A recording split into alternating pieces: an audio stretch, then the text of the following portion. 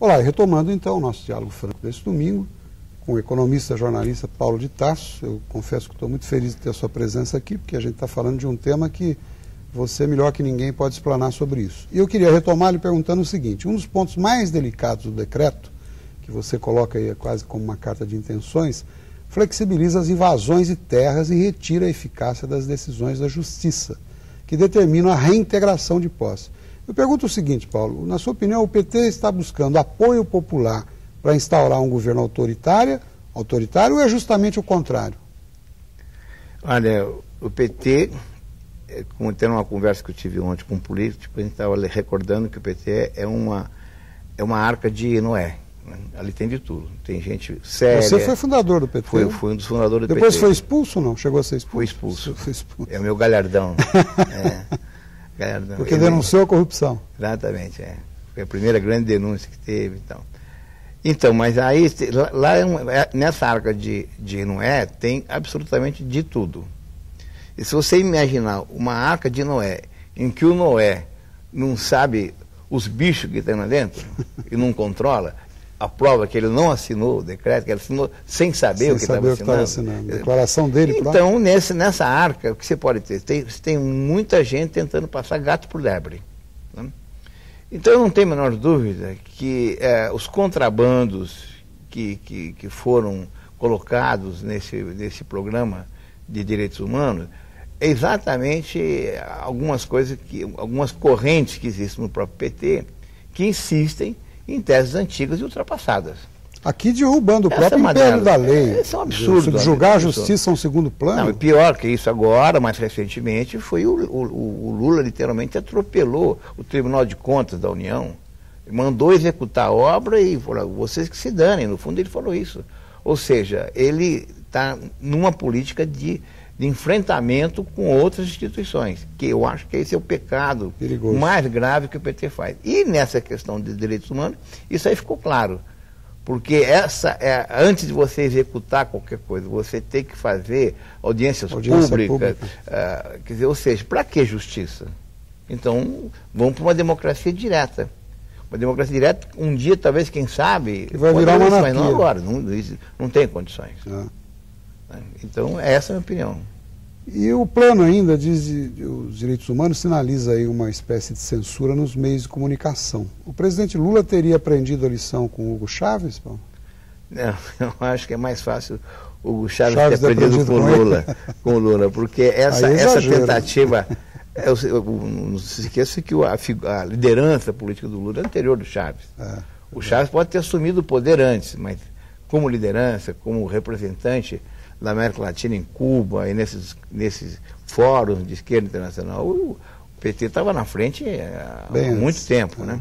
Tanto que o Fórum São Paulo, esse movimento internacional que teve agora, esse Fórum Nacional aí que se reuniu em Porto Alegre, que é o Fórum Porto Alegre, enfim, toda essa parte é mais fácil, o Lula tem ensinado para ele.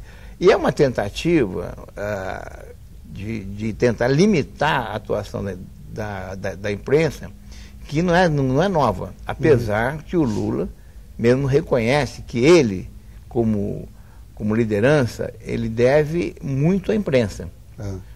Porque quem é que colocou o Lula nas manchetes dos jornais, nas manchetes das rádios, na manchete dos programas de televisão no começo dos anos 80? Foi a imprensa livre.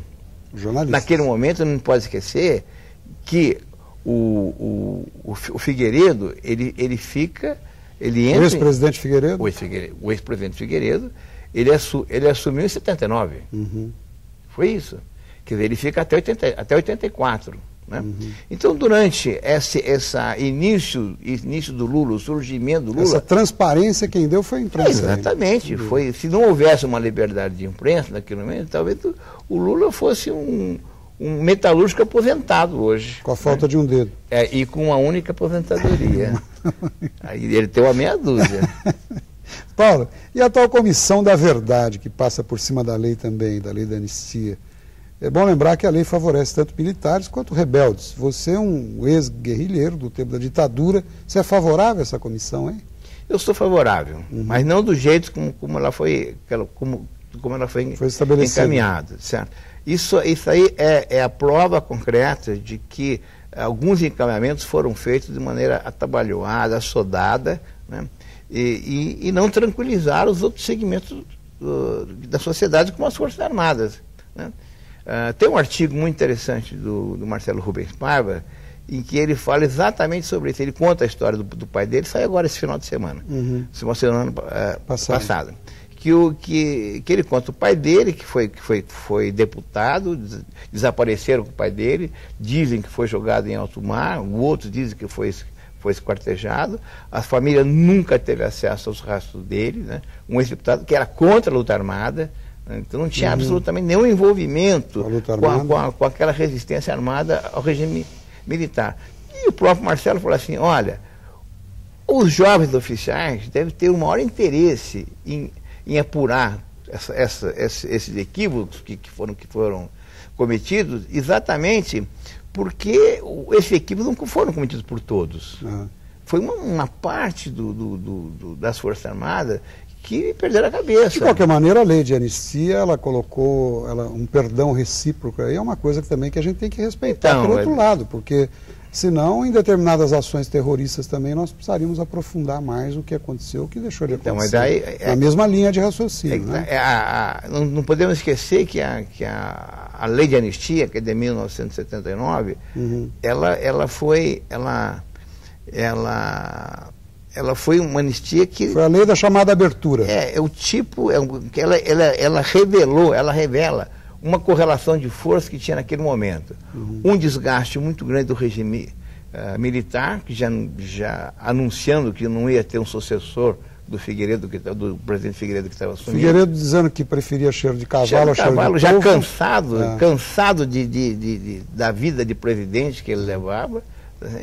O movimento de oposição ao regime frágil, bastante frágil. Época, sim. Frágil. Então você tem uma lei de anistia que reflete a correlação de força da época.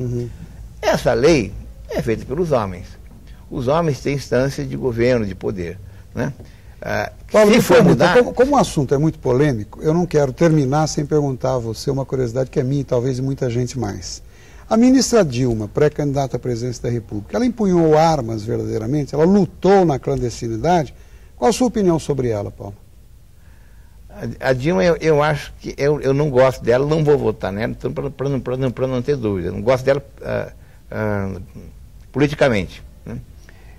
Agora, a Dilma, da maneira como estão tentando pintá-la, eu acho que é muito ruim para a própria oposição.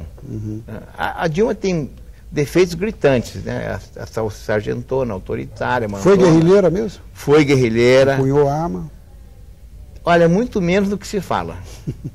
E eu recebo muita coisa pela internet e tem muita bobagem que se fala, inclusive uma ficha dela, né? Deixa ela falar que ela se trai. A revista Piauí trouxe uma matéria com ela que desnudou a Dilma. Mostrou que era o seguinte, olha, ela não tem mestrado em economia, ela não tem doutorado em economia, no fundo ela é mentirosa. Então deixa ela falar. Deixa ela falar que peixe morre pela boca. Paulo, eu estou há quase 3 anos, com muito prazer, fazendo esse programa aqui. Você veio uma vez por ano. Eu quero ver se esse ano você vem mais, porque é um ano aí político, a população certamente tem muito interesse em saber. Você é um homem que tem história. Mais uma vez, muito obrigado pela sua presença. Infelizmente, o nosso tempo é limitado. E eu quero desejar um bom domingo a todos. Se Deus quiser, até o próximo. Paulo, obrigado mais uma vez. Obrigado a você e aos seus ouvintes. Muito obrigado.